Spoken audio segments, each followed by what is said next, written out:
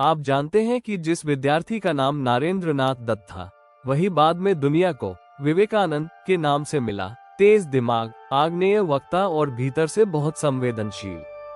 उनका जन्म 1863 में कोलकाता के एक सांस्कृतिक परिवार में हुआ था। बचपन से ही उनमें अध्ययन की भूख और जीवन के बड़े सवालों की जिज्ञासा थी।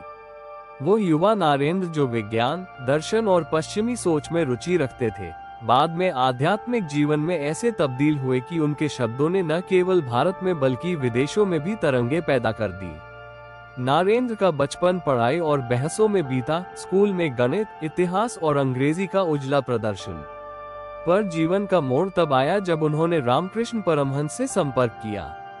रामकृष्ण की साधना और उनके ईश्वर के अनेक रूप समझाने का तरीका नरेंद्र पर इतना असरदार रहा कि वे उनके चहेते शिष्य बन गए और आध्यात्मिक जीवन की ओर बढ़ चले। रामकृष्ण नरेंद्र की जोड़ी इतिहास में गुरु शिष्य के महान उदाहरणों में गिनी जाती है। शायद सबसे मशहूर पल वो था जब स्वामी विवेकानंद ने 1893 में parliament of the world's religions में sisters and brothers of America की उद्घोषणा के साथ विश्व मंच पर कदम रखा। उनके सरल, जोरदार और मानवतावादी शब्दों ने पश्चिम के लोगों में भारत और हिंदू धर्म के प्रति नया दृष्टिकोण जगाया। वे केवल धार्मिक प्रवक्ताओं में से नहीं थे, वे एक इंसानियत के संदेशवाहक बनकर उभरे। इस सफर ने उन्हें अंतर्राष्ट्रीय पहचान दी और भारतीय आत्मसम्मान को पोषित किया। विदेशी मंचों से लौटने के बाद विवेकानंद का ध्यान केवल भाषणों पर नहीं रहा। उन्होंने युवाओं को जगाने, शिक्षा सुधारने और समाज सेवा के कामों को गति दी। 1897 में रामकृष्ण मिशन की स्थापना के साथ उन्होंने व्यवस्थित रूप से वे कार्य आरंभ किए जिनका लक्ष्य था सेवा ही पूजा और लोगों में आत्मविश्वास जगाना। उनका मानना था कि आध्यात्मिकता सिर्फ ध्यान योग तक सीमित नहीं, बल्कि समाज सुधार और व्यवहारिक ज्ञान के जरिए भी जीवन बनता है। छात्र नरेंद्र की एक मजेदार आदत थी, वे कभी कभी क्लास में इतनी जोर से हंस पड़ते कि शिक्षक चौंक जाते। एक बार शिकागो में जब भाषण के लिए मिसाइल सी अफरातफरी थी, वे बहुत शांत रहे। कहा जाता है कि वे कभी कभी बिल्कुल साधारण कपड़े पहनकर भी इतने करिश्माई लगते थे कि किसी ने उनके चेहरे के भाव देखकर ही उनकी महानता समझ ली। ऐसे छोटे छोटे किस्से उनके मानवीय पक्ष को उजागर करते हैं।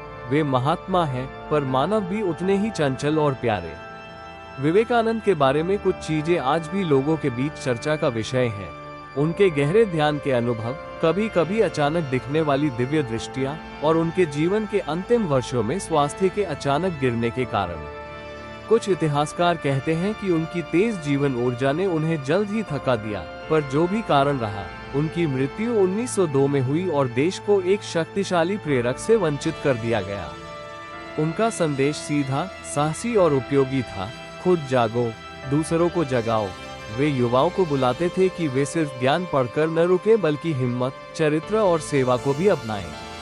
वे कहते थे कि धर्म का मतलब केवल रीति रिवाज नहीं, बल्कि आचरण है। जो व्यक्ति धर्म को समझे वही सच्चा धर्मी है। आत्मविश्वास बढ़ाओ, यही आपकी असली शक्ति है। ज्ञान तभी पूरा होता है जब उसे कर्म में उतारा जाए।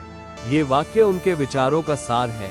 राष्ट्र निर्माण, युवा प्रेरणा, शिक्षा सुधार और सर्वधर्म सम्मेलन के जो बीज स्वामी विवेकानंद ने बोए, वे आज भी फल दे रहे हैं।